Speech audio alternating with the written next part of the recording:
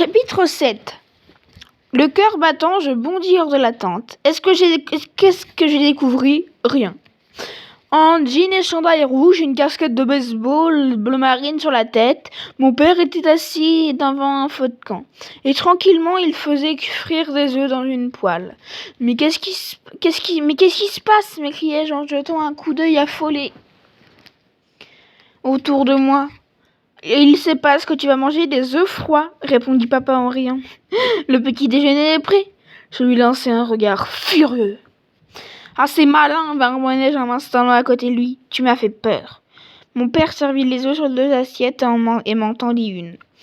Ne sois pas si grognon, me recommanda-t-il d'un ton malicieux. Aujourd'hui, c'est notre jour de chance. On va capturer un loup-garou, un vrai, en chair et en os. Un loup-garou. J'eus l'impression de recevoir un coup dans l'estomac. Baissant les yeux, je m'emparai de mon couteau, de ma fourchette et coupai le bel œuf sur le plat que papa avait préparé. J'en pris une bouchée, mais j'avais la gorge si serrée que j'ai eu un mal fou à avaler. Occupé à se verser une tasse de café, mon père n'avait pas remarqué mon trouble. « Papa, tu es sûr que ce n'est pas dangereux ?» Certain, assena-t-il d'un ton catégorique. De toute manière, nous sommes ici pour réussir, pas vrai?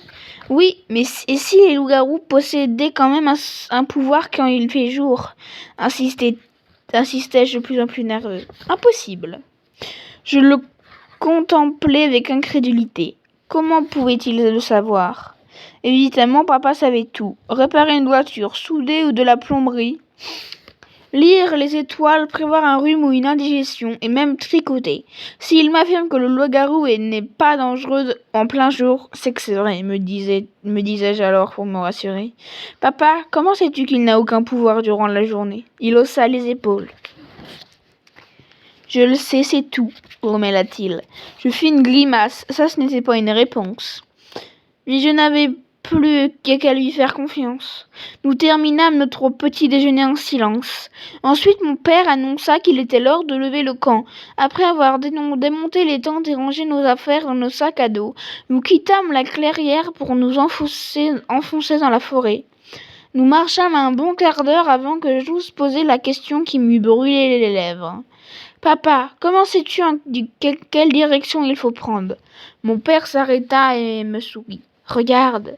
Il me désigna des marques de pattes dans la terre humide. Un frisson de peur me parcourut. « On dirait qu'il a laissé ses empreintes volontairement, ajouta-t-il avec bonne humeur. On continue ? Oui, oui. Nous empruntâmes les 3 sentiers qui menaient au cœur de la forêt. Bientôt, la cime des arbres forma une voûte dense qui retenait la lumière du soleil. Plus nous avancions, plus il faisait sombre. À un moment, je dus m'arrêter pour réajuster les lanières de mon sac à dos. « Papa, attends-moi !» Mais mon père poursuivit d'un pas vif et déterminé. Je courus pour le rattraper. « Chut !» fit papa, et s'immobilisant soudain. « Il est là. »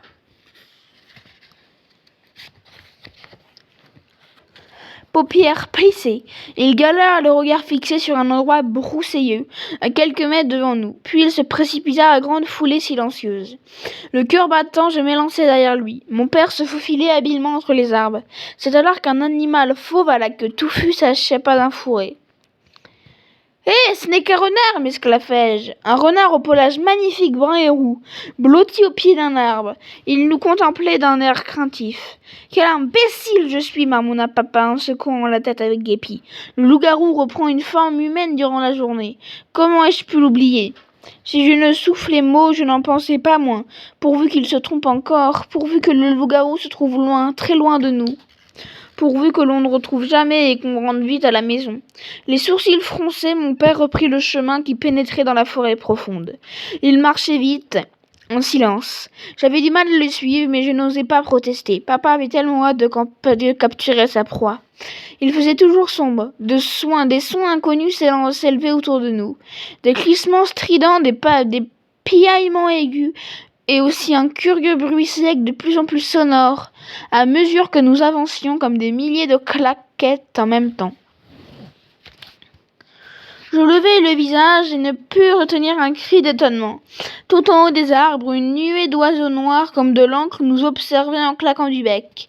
Ils avaient un bec très long et très pointu, et des yeux rouges voyants. « Hé, papa, tu as vu ?» soufflai-je. Stupéfait, je me mis à marcher la tête en l'air. L'étrange claquement que produisaient des centaines d'oiseaux semblait rythmer mes pas. Qu'est-ce que c'est comme espèce ? Je ralentis, incapable de détacher mon regard. Ils sont bizarres quand même, tu crois qu'on les dérange ? Je plissai les paupières pour mieux les examiner. Oh oui, après tout, je m'en moque, m'emmonai-je en regardant le nouveau devant moi. Je lâchai un cri. Mon père avait disparu. Papa ? Personne ne me répondit. Je scrutai anxieusement les sous-bois. Aucune trace de mon père. Il s'était volatilisé. Papa, où es-tu ?